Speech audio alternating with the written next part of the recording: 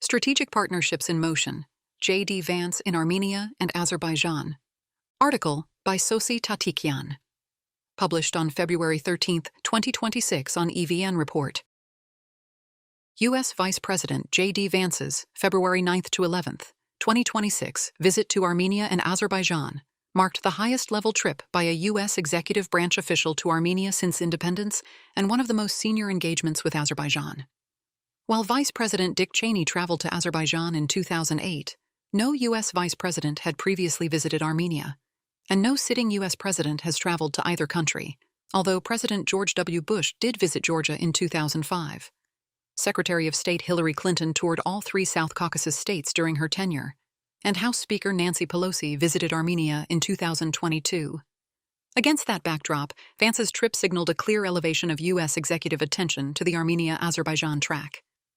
The visit followed the August 2025 Washington summit, where the United States brokered a framework for normalization and connectivity between Armenia and Azerbaijan, positioning itself as a central external actor in shaping the post-war regional order. Since then, President Trump has repeatedly referred to the Armenia-Azerbaijan track as one of the conflicts resolved through his mediation, a narrative also reflected in the U.S. National Security Strategy, published in December 2025. 5 months after the Washington summit, the diplomatic framework it produced is entering a critical phase. While the peace agreement between Armenia and Azerbaijan has yet to be signed, connectivity arrangements launched under U.S. auspices are moving from political declaration to practical implementation. In this context, Vance's visit sought to consolidate Washington's mediation role and its regional influence, reinforce bilateral strategic frameworks with both countries, and ensure that summit-level commitments translate into operational reality rather than renewed uncertainty. The sequencing of strategic partnerships with both countries. U.S. strategic engagement with Armenia and Azerbaijan was put into motion before Vice President Vance's visit. The U.S.-Armenia strategic partnership was finalized during Secretary of State Antony Blinken's final week in office. It established an upgraded framework for political, economic, energy, and security cooperation. The timing was significant. Armenia was recalibrating its foreign and security policy after the 2022 to 2023 crises, while Washington sought to institutionalize cooperation before the transition of administrations. Despite doubts among parts of the Armenian public, the incoming Trump administration embraced the framework and put it into action. Rather than treating it as a legacy initiative, the new administration made it part of its own foreign policy agenda. The August 2025 Washington summit marked the next phase. In addition to brokering the normalization and connectivity framework between Armenia and Azerbaijan, the United States signed bilateral sectoral memoranda of understanding with both countries. With Armenia, these MOUs built directly upon the already established strategic partnership and aligned with Armenia's broader structural reorientation and diversification strategy. With Azerbaijan, however, the August MOUs preceded formal strategic institutionalization. While sectoral cooperation memoranda were signed in 2025, a formal U.S.-Azerbaijan strategic partnership agreement was signed only on February 10, 2026, during Vance's visit to Baku. The U.S.-Azerbaijan strategic partnership thus emerged in parallel with U.S. mediation efforts in the peace process and reflected Washington's interest in maintaining leverage and stability in energy and transit corridors. As a result, both Armenia and Azerbaijan now formally have strategic partnership arrangements with the United States. In Armenia's case, the partnership consolidates an already evolving process of security diversification, institutional reform, and closer integration with Western political and economic frameworks. In Azerbaijan's case, the partnership serves primarily as a stabilizing instrument within a mediated regional process, anchoring cooperation in selected sectors while preserving U.S. leverage. The formal symmetry of strategic partnership therefore masks differing expectations, depth, and strategic intent. Comparing the strategic partnership charters. The strategic partnership documents of the two countries with the U.S. differ in content, emphasis, structure, and scope. The U.S.-Armenia Strategic Partnership Charter is organized around a broad institutional framework. It integrates political dialogue, economic cooperation, energy diversification, security and defense cooperation, democratic governance, rule of law, and people-to-people engagement. Security and defense constitute a core pillar and include commitments to defense reform support, border security assistance, counter-proliferation, cybersecurity, and law enforcement capacity building. The provisions on anti-corruption measures, judicial independence, democratic institutions, and media freedom reflect the Biden administration's policy orientation. While the Trump administration has retained the framework, these governance-focused elements are less central to its broader foreign policy prioritization. The U.S.-Azerbaijan Strategic Partnership Charter emphasizes regional connectivity, energy security, economic cooperation, and digital and AI development. It includes security cooperation covering defense dialogue, counterterrorism, demining, cybersecurity, and critical infrastructure protection. Unlike other frameworks, the Azerbaijan document does not link security cooperation to governance reform or institutional transformation. Its references to political values are limited, focusing instead on sectoral cooperation rather than systemic reform. Beyond the general language of the strategic partnership charters, the practical implications of U.S. engagement become clearer when examining sectoral cooperation in priority areas. Energy, advanced technologies and AI, defense and security, and connectivity and infrastructure represent the most consequential domains where both partnerships are being operationalized. Comparing these sectors offers a clearer view of how the United States structures its engagement with Armenia and Azerbaijan in practice. Energy cooperation, Armenia's nuclear energy diversification and domestic debate. During Vance's February 2026 visit, the two governments announced the completion of negotiations on an agreement for peaceful nuclear cooperation between the United States of America and the Republic of Armenia. Concluded under Section 123 of the U.S. Atomic Energy Act, the agreement governs civilian nuclear cooperation between the United States and foreign states. Before U.S. companies can export nuclear materials, reactors, fuel, or related technology to other countries, a 123 agreement is required. It establishes non-proliferation safeguards, peaceful use commitments, International Atomic Energy Agency oversight requirements, and regulatory conditions for nuclear cooperation. Without one, U.S. entities cannot legally engage in nuclear exports or long-term fuel supply arrangements. In practical terms, signing a 123 agreement signals that the U.S. considers Armenia eligible for long-term nuclear cooperation under its export control regime. The announcement included a cooperation package with two main components, approximately $5 billion in initial U.S. technology and equipment exports, and an additional $4 billion in long-term fuel supply and servicing contracts. Together, these outline a multi-year framework for technical deployment, fuel provision, and operational support. Not a single construction contract. The implicit objective is to help Armenia gradually reduce its dependence on Russian-origin nuclear infrastructure and strengthen its energy security through diversification. The proposed cooperation centers on potentially deploying U.S.-supported small modular reactors, SMRs. Unlike traditional large-scale nuclear reactors, SMRs are smaller factory-built units that can be deployed incrementally. Their modular design enables phased construction, reduces upfront capital costs, and incorporates enhanced passive safety systems. This approach enables Armenia to expand capacity step by step, aligning development with financing and demand rather than committing immediately to a single large replacement facility. In Armenia, reactions have been mixed, reflecting both geopolitical calculations and technical and financial concerns. The debate has a clear geopolitical dimension. Prime Minister Nikol Pashinyan stated that the agreement would ensure the diversification of Armenia's energy resources through the introduction of safe and innovative technologies. In Armenia's political discourse, diversification is widely understood as reducing structural dependence on Russian energy infrastructure. Pro-Western analysts and policy actors, including the author of this article, have long argued for a U.S. or France-sponsored nuclear power plant as a way to reduce its broader political dependence.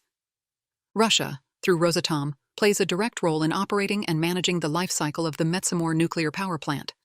It has expressed interest in constructing a future replacement unit, including in the days before Vance's visit.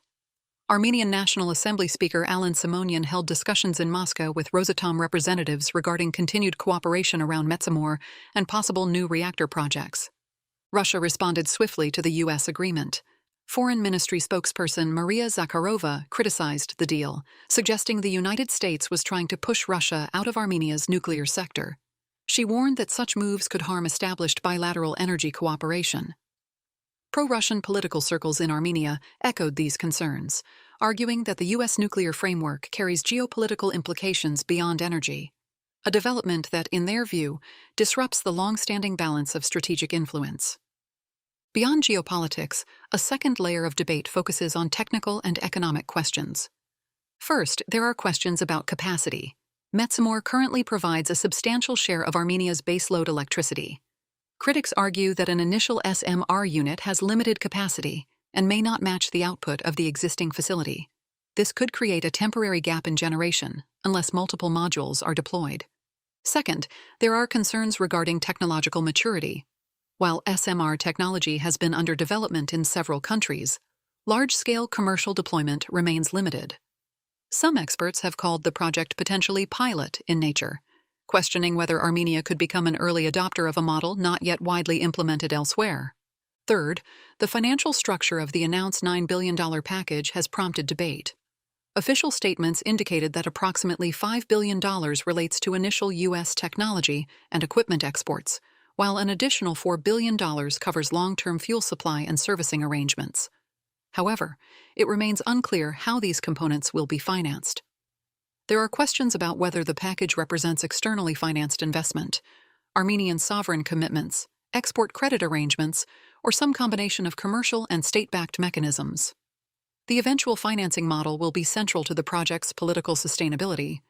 These concerns do not question the strategic significance of the agreement. Rather, they underscore that Armenia's nuclear transition is not merely a geopolitical decision. It is a technically complex, financially demanding, and politically sensitive undertaking that will require careful sequencing, transparency, and long-term planning. Azerbaijan, consolidating its role as an established energy supplier. U.S.-Azerbaijan energy cooperation operates within an established hydrocarbon framework. Unlike Armenia's transition-oriented approach, engagement with Azerbaijan reinforces an export-focused system centered on oil, gas, and transit infrastructure. During Vance's visit to Baku, discussions emphasized stable energy flows and the security of critical infrastructure. Azerbaijan's position as a supplier to European and regional markets remains the core of this partnership. No structural transition package comparable to the Armenian nuclear initiative was announced. Instead, U.S. engagement supports continuity within existing hydrocarbon supply chains, consolidating Azerbaijan's role in regional energy markets rather than reshaping its energy model. Defense and security cooperation. Armenia, military technology transfer as a new level of security cooperation.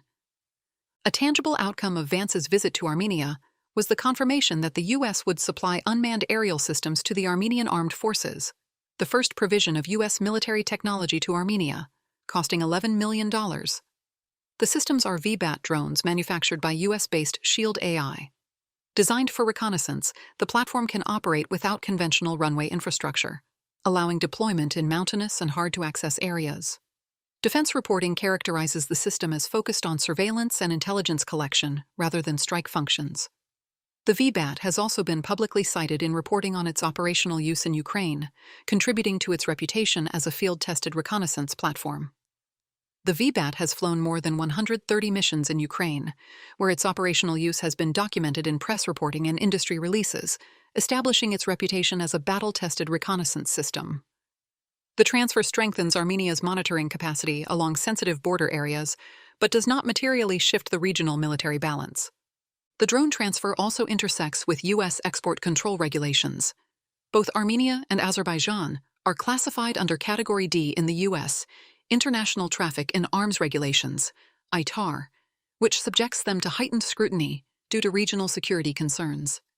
This classification does not prohibit defense exports, but it requires case-by-case licensing review and interagency assessment before approval. In practice, providing military technology to Armenia reflects a deliberate policy decision rather than routine defense commerce. The approval of the drone transfer signals Washington's willingness to navigate export control sensitivities to expand practical defense cooperation. In his remarks in Yerevan, Vance framed the transfer within a deterrence lens, stating that deterrence is the best defense. While he did not name specific actors, his emphasis on strengthening Armenia's deterrence capacity clearly addressed the security threats from Azerbaijan. In this framing, enhancing situational awareness was presented as a stabilizing measure, not escalation, consistent with broader discussions of Armenia's evolving deterrence posture. U.S.-Armenia defense cooperation dates back several years. It has included regular joint military exercises, such as Eagle Partner, first held in 2023, and continuing into 2025, designed to prepare Armenian units for peacekeeping missions and improve tactical interoperability with U.S. forces. Washington has also supported Armenia's border security through targeted assistance programs that build enforcement capabilities. In addition, U.S. assistance has supported police reform and law enforcement modernization, reflecting a broader approach to institutional security assistance. These forms of cooperation focused largely on training, exercises, and institutional development. The confirmation of U.S. drone systems for the Armenian Armed Forces marked a new level in bilateral defense engagement, extending cooperation from soft security assistance into direct provision of military technology. Azerbaijan, security assistance and military cooperation. During Vance's visit to Baku, Washington and Azerbaijan signed a strategic partnership charter that expanded cooperation on defense sales and security issues. Azerbaijani President Ilham Aliyev described the relationship as entering an entirely new phase with closer defense interaction. Vance announced that the U.S. would send new patrol boats to help Azerbaijan protect its territorial waters, marking one of the first instances of U.S. military equipment being provided to Azerbaijan. This assistance is largely perceived to help Azerbaijan protect its territorial waters within the broader context of regional strategic dynamics, where Baku and Washington face overlapping concerns about the influence of both Iran and Russia. American defense equipment sales to Azerbaijan will also include body armor and other protective gear to enhance Azerbaijan's defensive capabilities.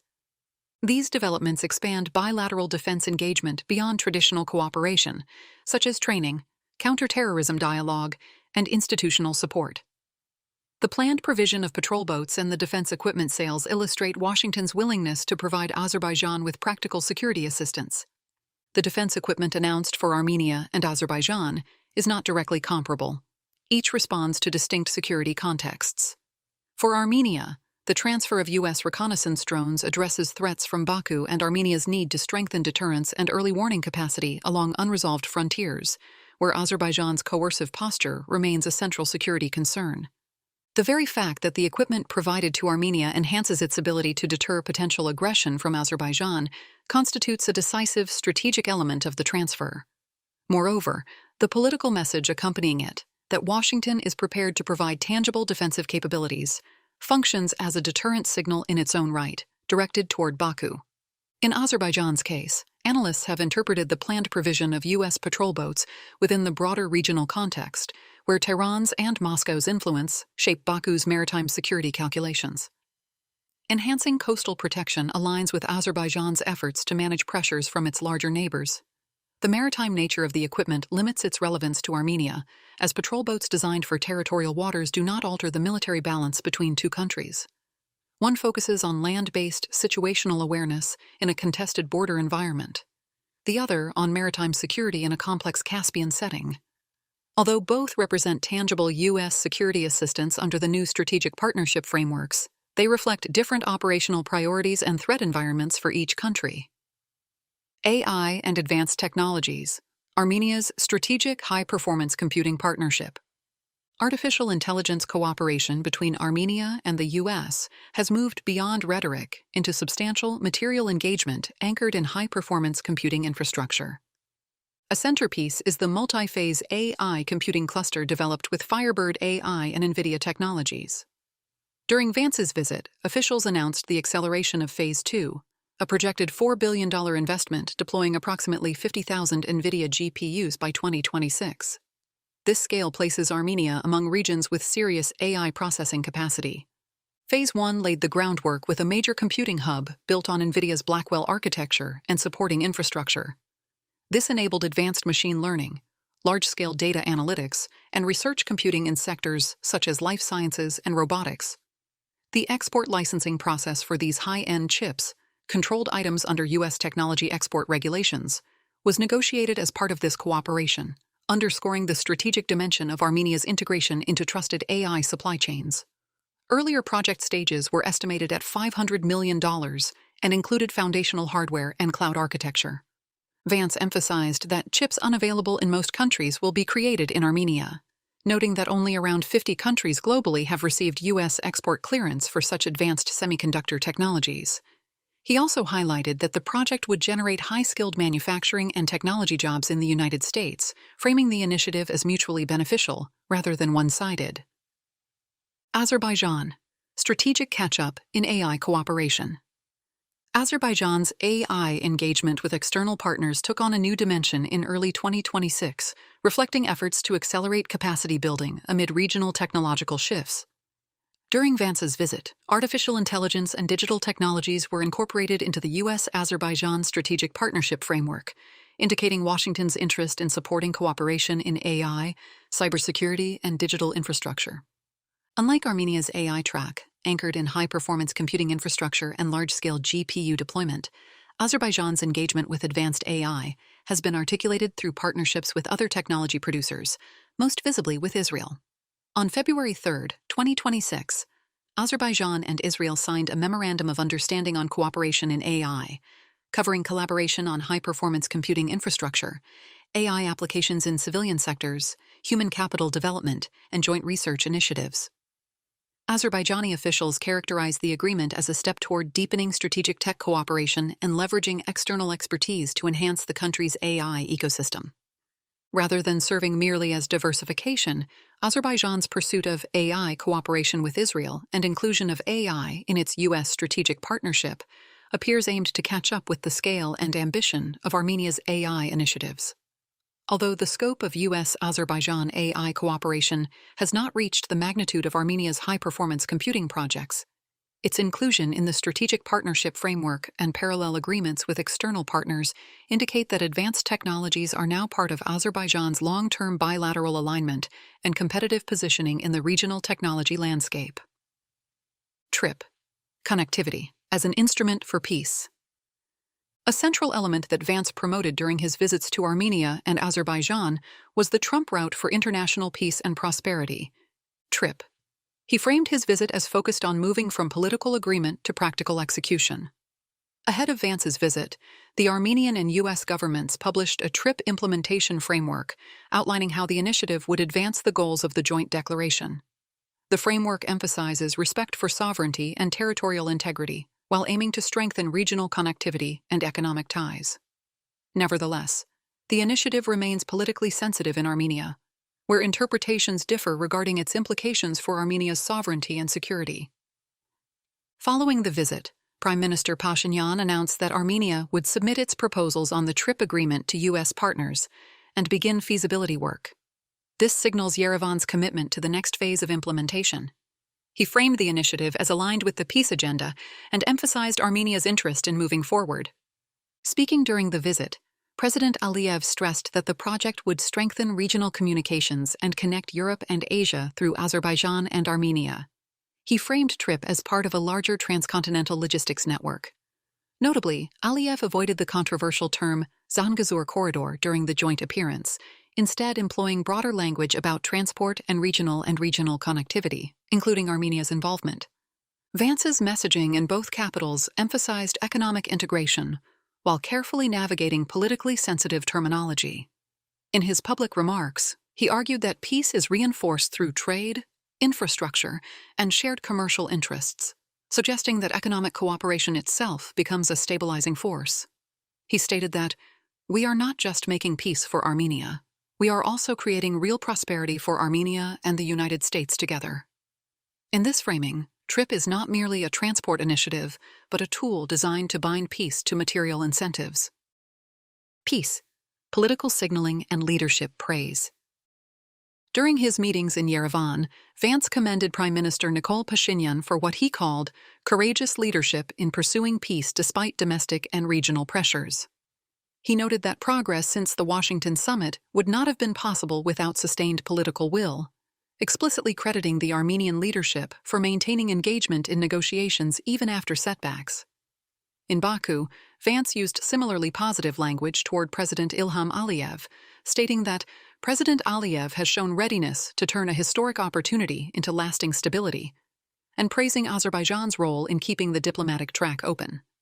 He added that both leaders deserve recognition for choosing negotiation over escalation. framing the peace process as a shared achievement rather than a unilateral concession.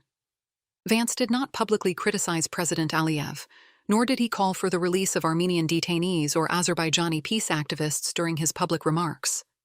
This is understandable, given that Azerbaijan has consistently rejected external criticism, including from the European Union, France, and the Biden administration, framing such positions as interference in its internal affairs.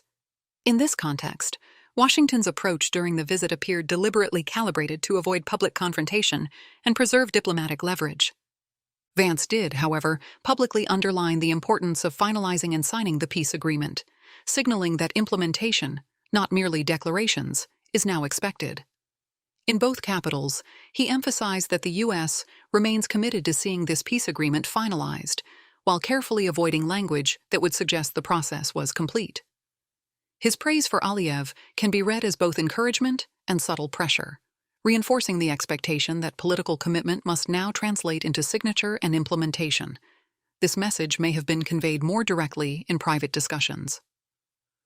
Symbolic messaging, intersecting with geopolitical sensitivities. Christian heritage and the politics of genocide commemoration. In Yerevan, Vance referred to Armenia as one of the world's oldest Christian nations. He and his wife visited the Armenian Genocide Memorial at Tsitsernakaberd.